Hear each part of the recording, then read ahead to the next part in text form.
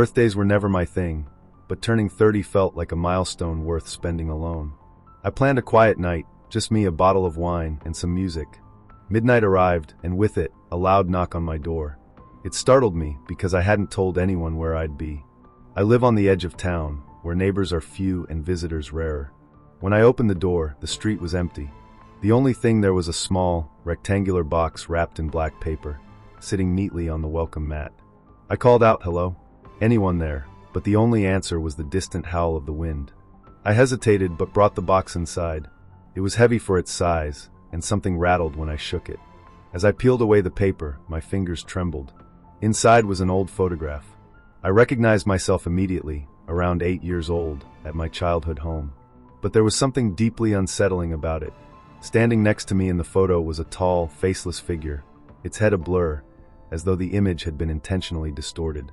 I flipped the photo over. On the back, written in jagged, uneven handwriting, were the words, "I never forgot you." Did you forget me? My stomach dropped. I had no memory of anyone like this in my childhood. My hands were shaking now, and the air in the room seemed to grow heavier. Before I could think, my phone buzzed on the counter.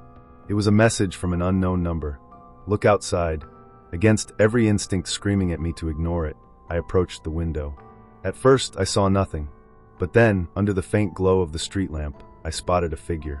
They stood completely still, their head tilted slightly, as if they were staring directly at me. In their hand, I saw the glint of something metallic. Was it a knife? I stumbled backward, my breath catching in my throat.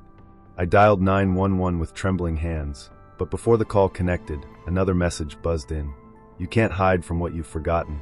When I glanced back at the window, the figure was gone. But the box on the table? It was empty. The photo, too, had vanished.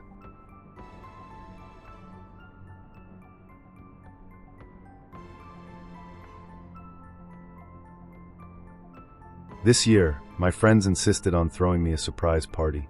I didn't want to make a big deal out of turning 27, but they wouldn't take no for an answer. When I arrived at the house, it was beautifully decorated, balloons, streamers, and a massive cake with 27 candles waiting for me. The room was filled with familiar faces, all laughing and cheering. The party went on like any other. Drinks flowed, music played, and everyone seemed to be having a great time. But every so often, I felt someone staring at me. When I'd glance around, I couldn't tell who it was. Everyone was laughing, chatting normal. Finally, it was time to cut the cake.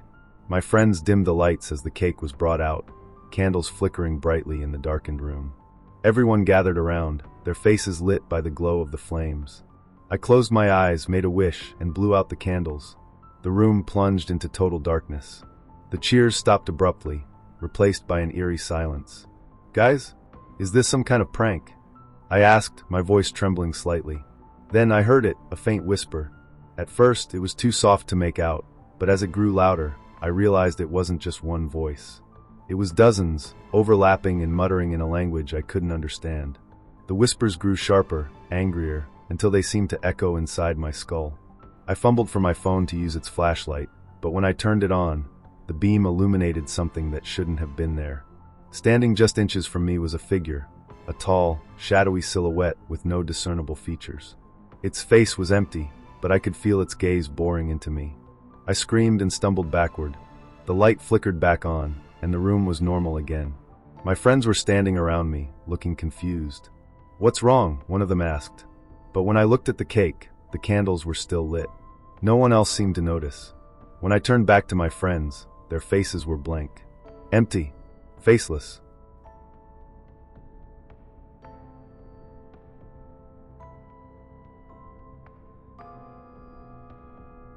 Turning 25 was supposed to be special. I'd just moved into a new apartment and decided to throw a party to celebrate. I invited everyone I knew, co-workers, old friends, even a few people I hadn't seen in years.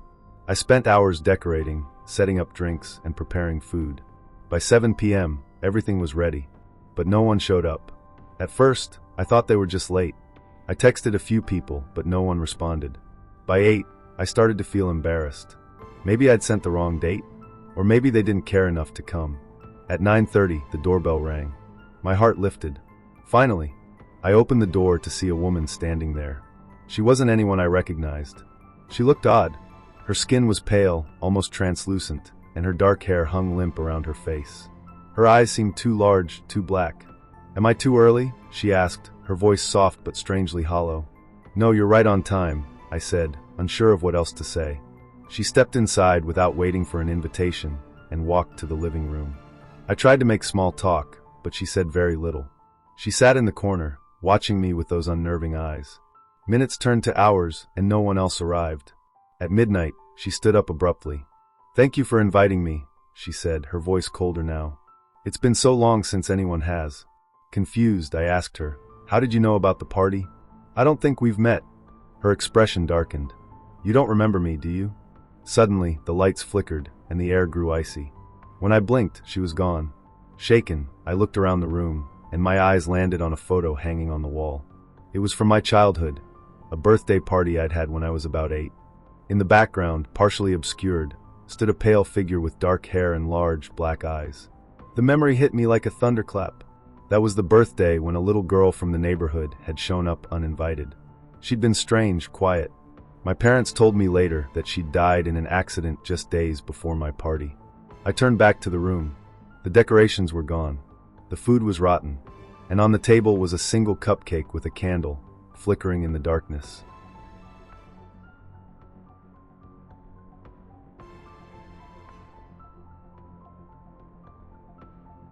Growing up, birthdays were magical for me. My mom always threw me big parties, complete with balloons, clowns, and towering cakes. But on my 10th birthday, something happened that I've never been able to forget. The party was in full swing. Kids from the neighborhood running around, music blasting, and adults chatting over punch. I was in the backyard playing a game of tag when I saw him. A boy about my age, dressed in outdated clothes, standing at the edge of the yard near the trees. His hair was messy, and his eyes seemed too big for his pale face. I assumed he was a friend of someone's kid and ran over to invite him to play. "Hi, want to join us?" I asked. He didn't answer, just tilted his head and smiled, a strange, hollow smile that made my stomach twist. Before I could say anything else, my mom called us to the cake table. The boy followed me silently, staying just a few steps behind. As the candles on my cake were lit, I noticed him standing at the edge of the group, staring intently. "Who's that?" I whispered to my mom, nodding in his direction. She looked around, confused. "Who, honey?" "The boy by the trees." Her face paled. "There's no one there," she said softly. I turned back to look, and she was right, he was gone. The rest of the party felt off. The other kids seemed quieter, the laughter strained. That night, I lay in bed, staring at the ceiling, when I heard a soft knock at my window. My heart raced as I turned my head slowly. There he was, the boy, smiling that same eerie smile. He pressed his hand against the glass and mouthed something I couldn't hear. I froze, unable to scream, until he suddenly vanished into the night. Years later, I moved back to my childhood home as an adult. On my 30th birthday, I decided to face the memories and celebrate there.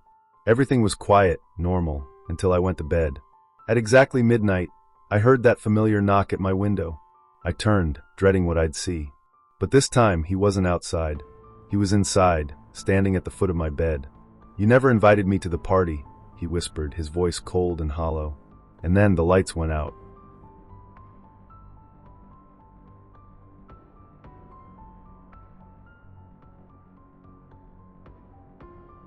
This year, my birthday fell on a weekday, so I wasn't expecting much. Just a quiet dinner and maybe a few texts from friends. But when I got home from work, there was a box sitting on my doorstep. It was wrapped in plain brown paper with no return address. Curious, I brought it inside. As I peeled away the paper, I felt an uneasy weight settle in my chest. Inside was an old music box, the kind with a winding key on the side. I turned it over in my hands, noticing an inscription carved into the wood. "Play me." I hesitated, but eventually wound the key. The music that played was hauntingly beautiful, a melody I didn't recognize but that felt strangely familiar. As the tune filled the room, I noticed the air growing colder. The first strange thing happened that night. I woke up at 3:03 a.m. to the sound of the music box playing on its own. It was still on the living room table, right where I'd left it. I hadn't touched it since I wounded earlier. Over the next few days, things got worse. I'd come home to find the music box in different places, my bed, the kitchen counter, even inside my closet. Each time, the melody seemed slower, more distorted. And each time, The temperature in my apartment dropped until I could see my breath. On the night of my actual birthday, I decided to get rid of it. I drove to the nearest river, threw the box in, and watched as it sank beneath the water. I felt a wave of relief wash over me as I drove back home. But when I walked inside, it was sitting on my coffee table, open, playing. This time, as the music played, I heard faint whispers woven into the melody. A voice, soft but unmistakably angry, said, "You can't get rid of me." I turned to run, but there was someone standing in the doorway, a woman, her face pale and gaunt, her eyes black pits. She reached out to me and whispered, "This is your gift. Forever."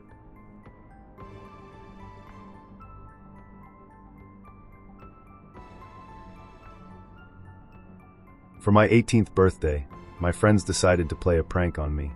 They blindfolded me and drove me to what they called the perfect party spot. When the blindfold came off, we were standing in front of an abandoned house deep in the woods. "Happy birthday," they shouted, laughing as I groaned. "Seriously? This is where we're celebrating?" I asked. "Trust us," my best friend Sarah said, grinning. "It's going to be fun." We brought candles, snacks, and some creepy stories to tell. The house was crumbling, with broken windows and graffiti covering the walls.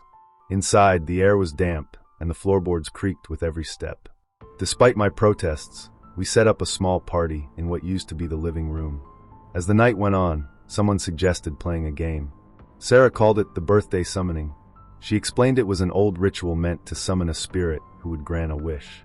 All we had to do was light a candle for every year of my life, say my name 3 times, and ask for the spirit to appear.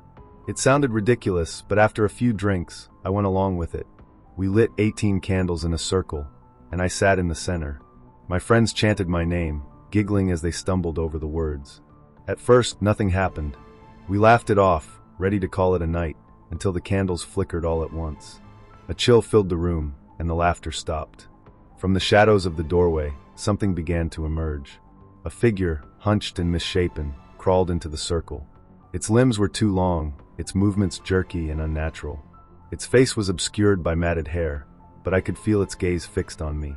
"What's your wish?" it rasped, its voice like nails scraping glass.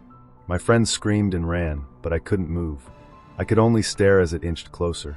"What's your wish?" it repeated, louder this time, its voice echoing in my skull.